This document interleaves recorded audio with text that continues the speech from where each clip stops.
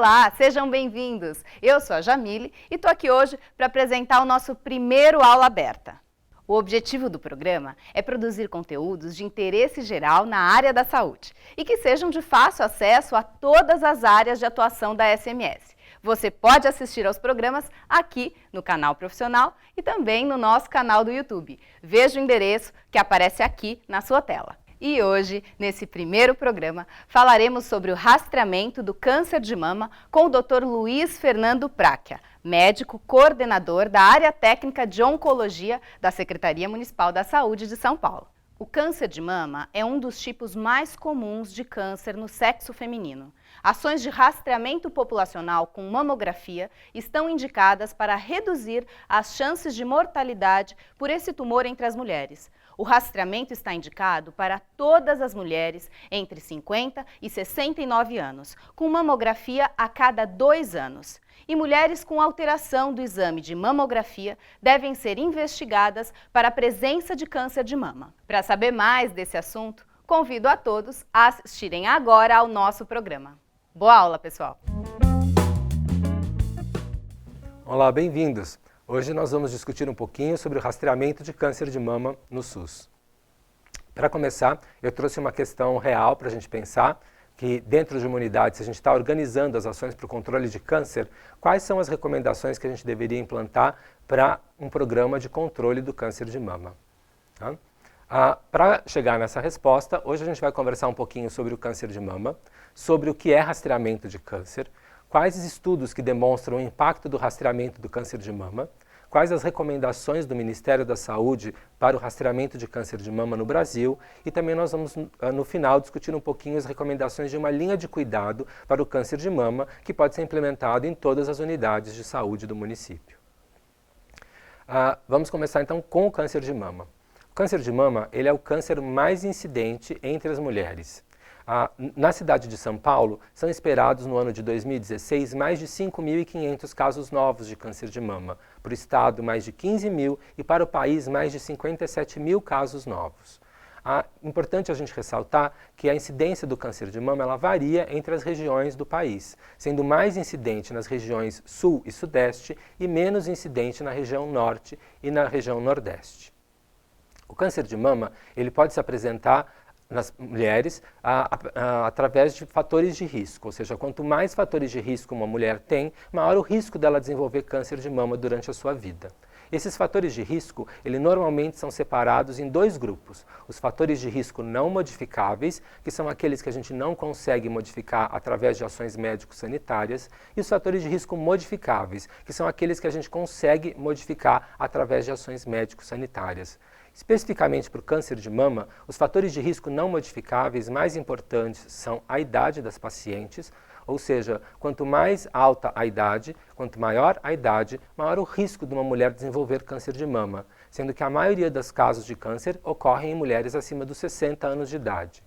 Também, a primeira menstruação precoce, ela aumenta o risco de câncer de mama. Ou seja, quanto mais cedo a mulher tem a menstruação, mais ela tem risco de desenvolver câncer de mama pela exposição prolongada aos estrógenos. Além disso, o câncer de mama tem como um fator de risco não modificável alterações genético-hereditárias. Então a gente sabe que mulheres que têm um ou mais parentes de primeiro grau com câncer de mama ou câncer de ovário na pré-menopausa, elas têm um risco aumentado de câncer de mama frente às mulheres que não têm parentes de primeiro grau com câncer de mama. Então é importante que a gente conheça os fatores de risco não modificáveis para a gente entender qual o risco das mulheres desenvolverem câncer, mas esses fatores eles não dão para serem modificados através de nenhum tipo de ação médico-sanitária. Então o mais importante é que a gente entenda e conheça quais são os fatores de risco modificáveis para o câncer de mama.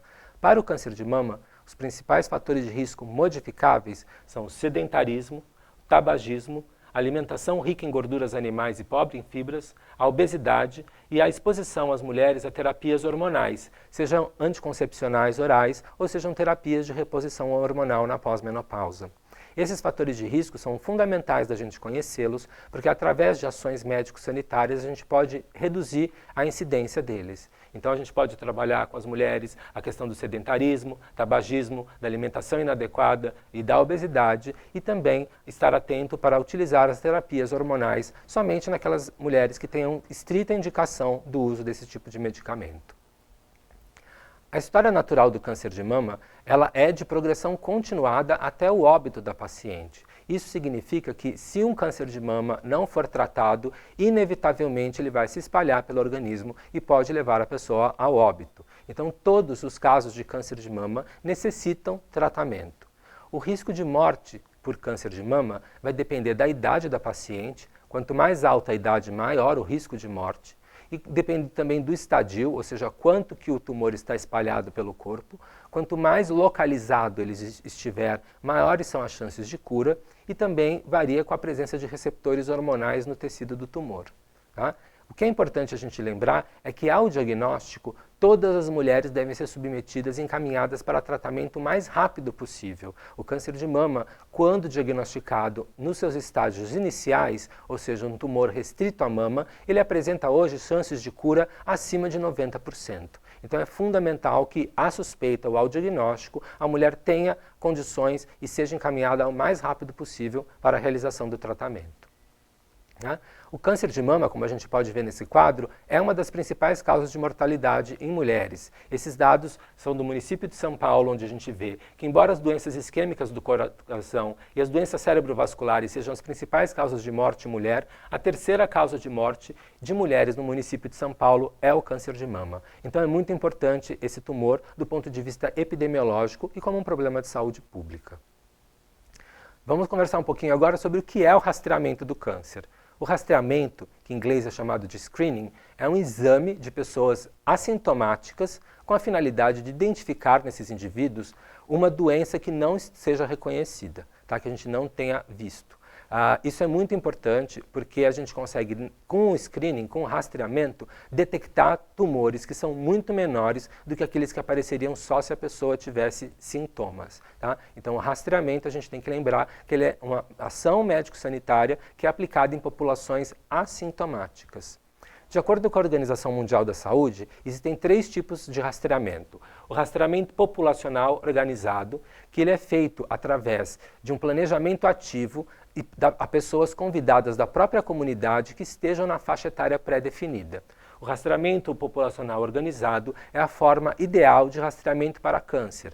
Neste tipo de rastreamento, cada unidade básica de saúde deve conhecer as mulheres na faixa etária recomendada do seu território e fazer uma busca ativa dessas mulheres para que elas façam o exame de rastreamento.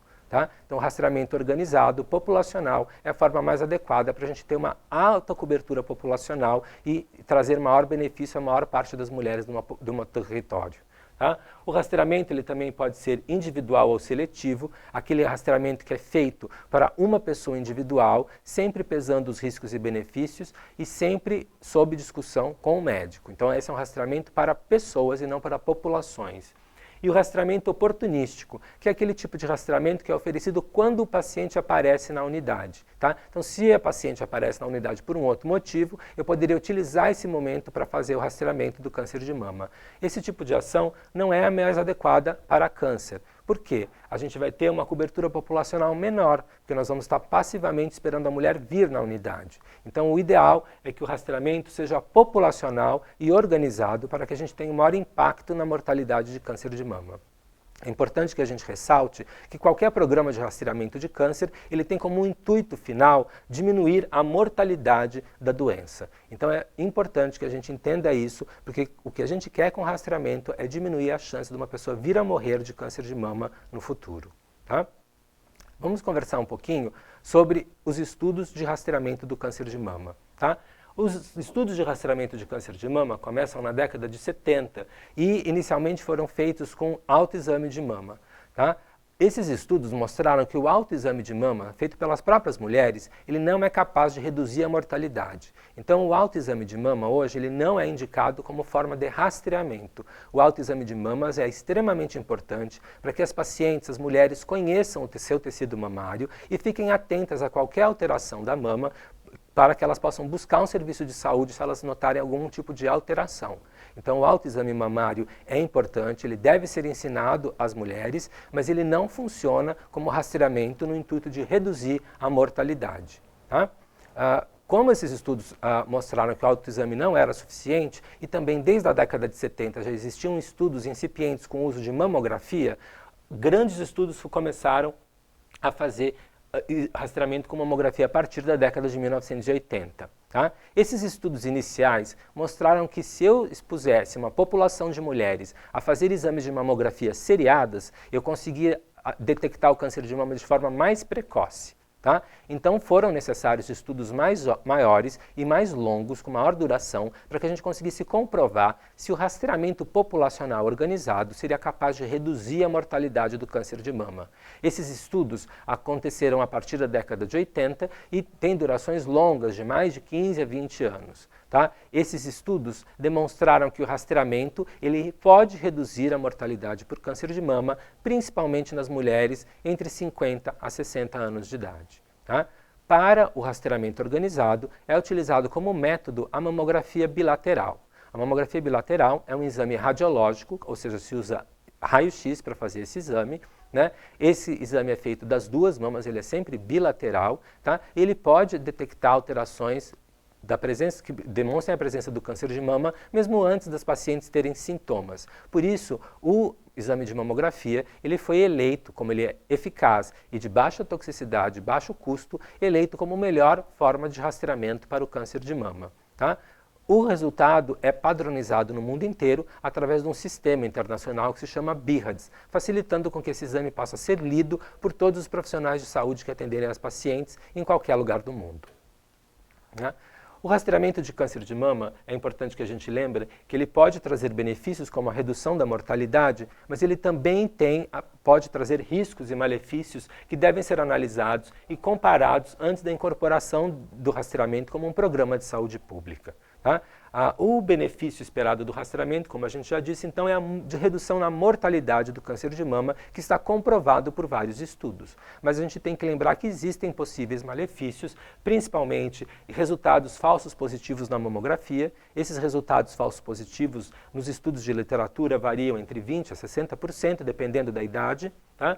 A indução de câncer pela radiação, como eu estou expondo as mulheres à radiação pela mamografia, isso pode aumentar a incidência de câncer, tá? Embora seja muito pequeno, mas é um malefício que a gente tem que levar em conta, portanto só propor rastreamento para quem realmente vai ter benefício com ele. O sobrediagnóstico e o sobretratamento, que na verdade são situações onde eu detectei um tumor, tá? E esse tumor vai ser tratado de forma mais agressiva do que o necessário. Tá? Esses também são efeitos maléficos que podem ocorrer com rastreamento no câncer de mama, mas se a gente for fazer um balanço no câncer de mama, o rastreamento ele traz mais efeitos benéficos do que maléficos em algumas faixas etárias. Tá? Esses estudos que eu vou apresentar agora, eles são muito importantes porque foram estudos de longa duração e que demonstraram a eficácia do rastreamento e quais a faixa etária-alvo que seria adequada para essa ação. Então, o estudo canadense, ele estudou mulheres e seguiu-as durante 25 anos. E ele mostrou um aumento não significativo da mortalidade geral no grupo submetido ao rastreamento mamográfico. A meta-análise da Cochrane, com 13 anos de seguimento, demonstrou evidências da redução de mortalidade por câncer de mama por volta de 10% a 19%, sendo essa variação da dependência da faixa etária das mulheres que se submeteram ao rastreamento. E 2 ensaios clínicos foram desenhados especificamente para mulheres com menos de 50 anos, e eles não demonstraram a eficácia do rastreamento nessa faixa etária. Então é muito importante a gente lembrar que a eficácia do rastreamento ela varia com a faixa etária das pacientes. Portanto, as recomendações elas vão ser feitas dentro da faixa etária que tem mais benefício com esse método de rastreamento com mamografia. Tá? Quais então são as recomendações do Ministério da Saúde para o rastreamento do câncer de mama no Brasil? O Ministério da Saúde recomenda contra o rastreamento com mamografia em mulheres com menos de 50 anos. Por quê? Porque os possíveis danos claramente vão superar os benefícios. Isso significa que mulheres com menos de 50 anos não devem participar de programas organizados de rastreamento populacional. Isso não significa que se eu identificar mulheres abaixo de 50 anos com alto risco de câncer de mama, como a gente viu, sejam eles não modificáveis ou modificáveis, que esta mulher ela possa fazer um rastreamento individualizado. Mas isso deve ser discutido caso a caso entre o médico e a paciente para ver se ela realmente vai ter algum benefício e se a paciente aceita participar de um programa de rastreamento que pode trazer malefícios. Tá? Na faixa etária entre 50 e 69 anos de idade, o Ministério recomenda o rastreamento com mamografia, rastreamento populacional organizado. Nessa faixa etária, todos os estudos demonstram que os benefícios superam os possíveis danos. Então é fundamental que nós organizemos ações para rastreamento de toda a população adscrita às nossas unidades na faixa etária de 50 a 69 anos. Tá? O Ministério da Saúde recomenda contra o rastreamento com mamografia para mulheres acima de 70 anos de idade. Nessa faixa etária, o balanço entre os riscos e benefícios é incerto. Né? Então a gente não sabe se a gente traz mais malefício ou mais benefício para as mulheres com 70 anos ou mais. Portanto, essas mulheres não devem participar de programas de rastreamento populacional para câncer de mama, mas a nossa ação de saúde não para sobre nessas pacientes. Nós devemos estar atentos aos sinais e aos sintomas de câncer de mama e também devemos fazer o exame clínico das mamas sempre que a mulher vier à unidade. Ele faz parte do exame físico e ele pode detectar tumores nessa faixa etária. Tá? O Ministério recomenda que a periodicidade do rastreamento com mamografia nas faixas recomendadas, ou seja, entre 50 e 69 anos de idade, seja feita uma vez a cada 2 anos. Tá? Vários estudos demonstraram que fazer a mamografia uma vez ao ano ou uma vez a cada 2 anos tem o mesmo benefício com a redução de malefícios. Tá? Então, por isso, o Ministério da Saúde no Brasil recomenda que o rastreamento seja feito uma vez a cada 2 anos com a mamografia na faixa etária de 50 a 69 anos de idade. Tá? Isso é muito importante para que a gente entenda que as ações organizadas de rastreamento, então elas vão ter que se focar nas mulheres entre 50 e 69 anos de idade, onde nós devemos fazer busca ativa dessa população no nosso território e ofertar a essas mulheres o rastreamento com mamografia uma vez a cada 2 anos. Tá?